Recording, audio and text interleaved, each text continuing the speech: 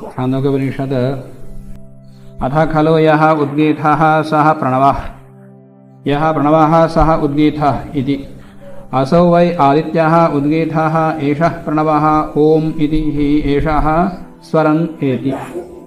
अथ खलु यः उद्गीतः, अब जो उद्गीत है यह उद्गीत की उपासना पीछे बता दिया था, उस उपासना का प्रयोजन क्या है ये भी बता दिया। अमर होना, देवत्व को प्राप्त करना आदि। जो सामवेद का उपासक सामवेदी ओंकार को उद्गीत कहता है, सह प्रणवः, वही ऋग्वेद के यहाँ प्रणव हो जाता है, प्रणव कहलाता है। यह प्रणवः सह उद्गीतः, जो प्रणव है वही उद्गीत है।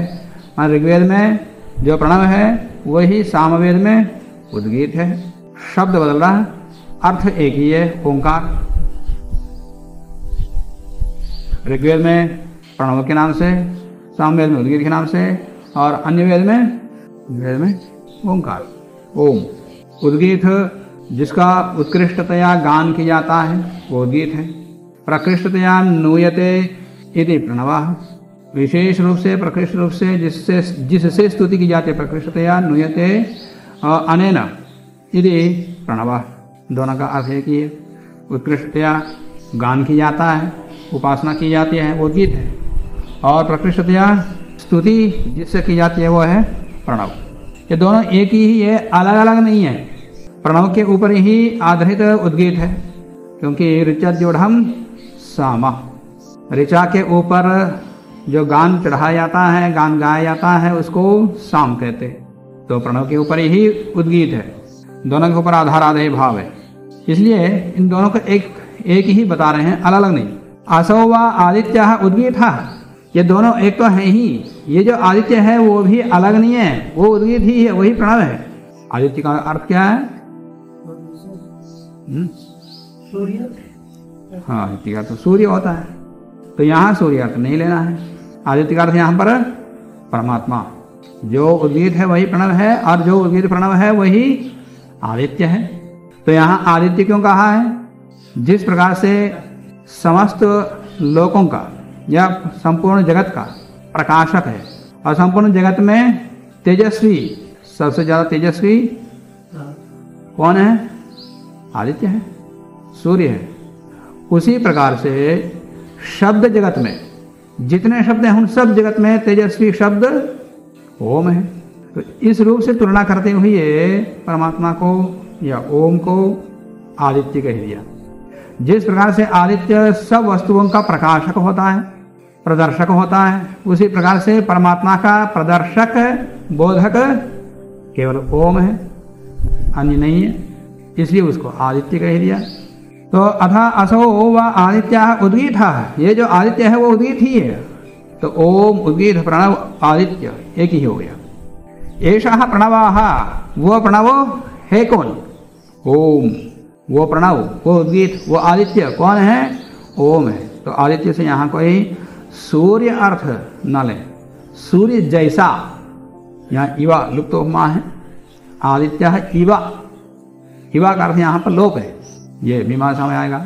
आदित्य का अर्थ यहाँ पर परमात्मा है, ये सूर्य है, या और कौन है? तो उसका निर्णय इसी प्रकार किया जाता। तो एषः प्रणवः ओम इति एषः स्वरन् इति, इस प्रकार से उसकी उपासना करता है, उसकी स्तुति करता है।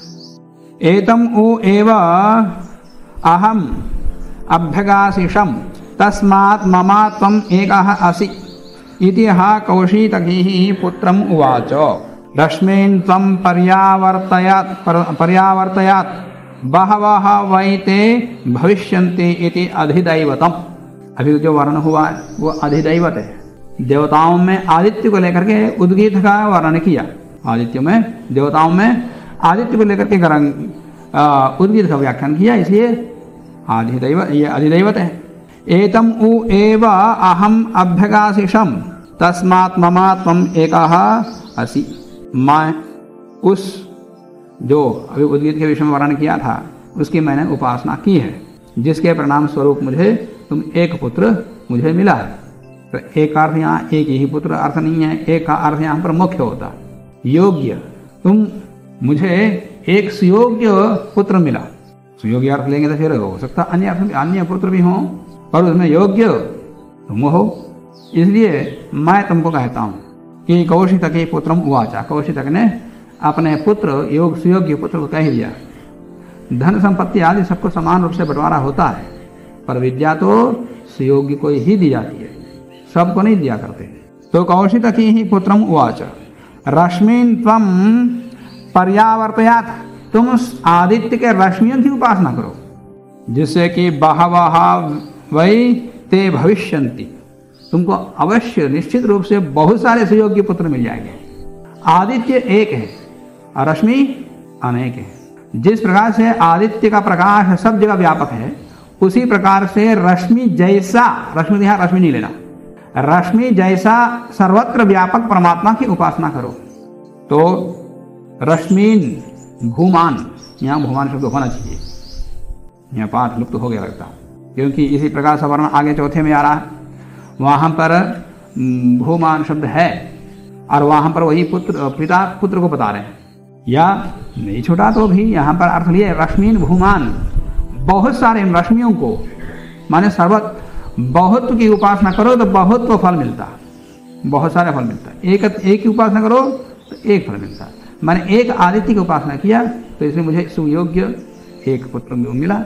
तुम आदित्य के बहुत सारे रश्मियों की उपासना करो तो बहुत सारे सुयोग्य पुत्र मिल जाएंगे, माने बहुत सारे फल मिलेंगे। पुत्र मतलब पुत्री ही नहीं, बहुत सारे सुयोग्य फल परिणाम दिखाई देंगे। तो भूयो विद्या प्रशस्ति, अधिक की उपासना करो तो उसका फल भी अधिक होगा। तो ये भूमत्व की उपासना का प्रयोजन भूमा ही होता है, ये यहाँ इस दृष्टांत से बता दिया। अथा अध्यात्मम, अब अधिदैवत बता दिया, अधिदैवत बताने के पश्चात अथा, उसके पश्चात अध्यात्मम, अब अध्यात्म के विषय में बताते हैं। या एवा अयम मुख्यः प्राणः तम उद्गीतम उपासीत, पहले इंद्रियों की शक्तियों को उद्गीत समझ करके उपासना किया, पर उन सब को असुर ने बीध लिया था, दूषित कर दिया था। अंत में उपासक ने क्या कर दिया? मुख्य प्राण की उपासना किया। तो मुख्य प्राण का तात्पर्य परमात्मा। तो प्राण को मुख्य क्यों कहा है? कि सब इंद्रिय किसी न किसी विषय को गृहीत करने के लिए ही व्यापृत होते, पर प्राण उसको कोई विषय नहीं है, निस्वार्थ रूप से वो निरंतर, इंद्रियां तो नींद में सो जाती हैं और प्राण सोता नहीं, आहर निश, वो एक जैसे इसको सोना हो जाएगा ना, उसी क्षण आदमी खत्म हो जाता। तो प्राण निस्वार्थ रूप से किसी बिना विषय के आहर निश बिना रुके इस शरीर में बना रहता, शरीर का संचालन करता है। उसी प्रकार से बिना किसी स्वार्थ के परमात्मा संपूर्ण जगत को चला रहा है। इस साम्यता से परमात्मा को प्राण कह दिया, मुख्य प्राण कह दिया। तो वहां भी प्राण है, इव परमात्मा ब्रह्म। तो यहाँ भी आदित्य जैसा परमात्मा, अब यहाँ मुख्य प्राण जैसा फिर परमात्मा आ गया। यहाँ एवं अयम मुख्य प्राण, जो ये मुख्य प्राण है, इस पिंड में जो मुख्य प्राण है वो तो प्राण है, वायु है। और संपूर्ण जगत के लिए मुख्य प्राण बिना स्वार्थ के संपूर्ण जगत पर चला रहा है वो प्राण स्वरूप परमात्मा। तो वो ब्रह्मांड में प्राण है और इस शरीर में प्राण हमारे वायु। तो इस प्रकार से समझते हुए तुम उस उद्गीत परमात्मा की उपासना करो। ओम इति एषा स्वरन इति, ओम इस प्रकार से बोलते हुए उपासना करो। एतम उ एवा अहम अभ्यगासिषम, मैं इसी मुख्य प्राण की उपासना मैंने किया। तस्मात् इसी मुख्य प्राण की उपासना के परिणाम स्वरूप ममा तम एको असि, तुम मुझे एक मिले हो, माने एक सुयोग्य पुत्र मिले हो जिसको विद्या दिया जा सके, विद्या दी जा सके।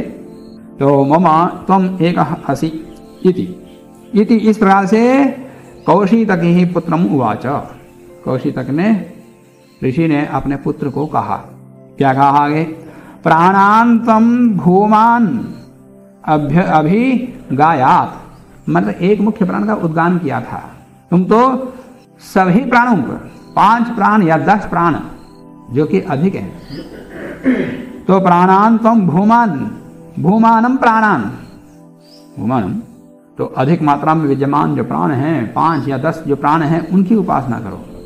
तो भूमा के रूप में उसकी उपासना करोगे, बहवः वै में भविष्यन्ति, हमारे बहुत सारे परिणाम होंगे या बहुत सारे सुयोग्य पुत्र मिलेंगे जिसको आध्यात्म विद्या दी जा सके।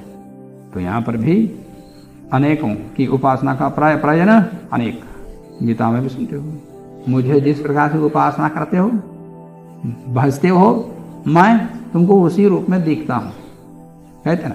तो परमात्मा को जिस रूप में देखना चाहता है उपासक, तो परमात्मा उसी रूप में उसको दिखता है। जो भूमा है वो अमर है, वो अमृत है। भूमा वै अमृतम, उपनिषद में आता है। अथा खलु यः उद्गीतः सः प्रणवः, यः प्रणवः सः उद्गीतः इति होत्रिषदनाद् हा एव अपि दुरुद्गीतम् अनुसमाहरति इति अनुसमाहरति इति। अथा खलु यः उद्गीतः, ये जो उद्गीत है वही प्रणव है, जो प्रणव है वही उद्गीत है, जो प्रणव उद्गीत है वही ओंकार है, ये जो तीन है वही आदित्य और प्राण है, वही ब्रह्म है, वही परमात्मा है। इस प्रकार से उपासना करनी चाहिए। होत्रि सदनाद, तो ये दोनों एक दूसरे के पूरक होने के कारण से ऋग्वेदी जो प्रणव का उच्चारण करता है, प्रणव का ऋग्वेद के रूप में, यह ऋग्वेद के प्रणव शब्द से जो उद्गान करता है, स्तुति करता है, उसमें कोई न्यूनता हो तो उसको सामवेदी पूर्ण कर लेता है, और सामवेदी जो उद्गान करता है उसमें कोई पूर्ण न्यूनता हो उसको ऋग्वेदी शंसन के द्वारा उसकी पूर्ति कर लेता है। इसे दोनों मिलकर स्तुति करते हैं, पहले उद्गात करता है, उसके बाद फिर ऋग्वेदी शस्त्रपात होता है, तो दोनों मिलकर वहां स्तुति करते हैं। तो इसी प्रकार से यहाँ पर भी करें होत्रि सदनात् दुरुद्गीतम, होत्रि सदन से, होता के सदन से या होता के आसन से, वहां से जो स्तुति की गई है शस्त्र पाठ के रूप में, उसमें जो न्यूनता है उसको उद्गीत के द्वारा पूर्ण करो, या उद्गीत में न्यूनता है तो उसमें शस्त्र पाठ से न्यून करो। होत्रि सदनाद् हा एव अपि दुरुद्गीतम अनुसमाहरति, उसको पूर्ण भर लेता है, न्यूनता को दूर कर लेता है। तो इस प्रकार से उद्गीत और प्रणव इन दोनों के बीच में समन्वय कर दिया, या ओंकार के साथ ले लो, तीनों का समन्वय कर दिया। ये पंचम खंड समाप्त हो गया। अला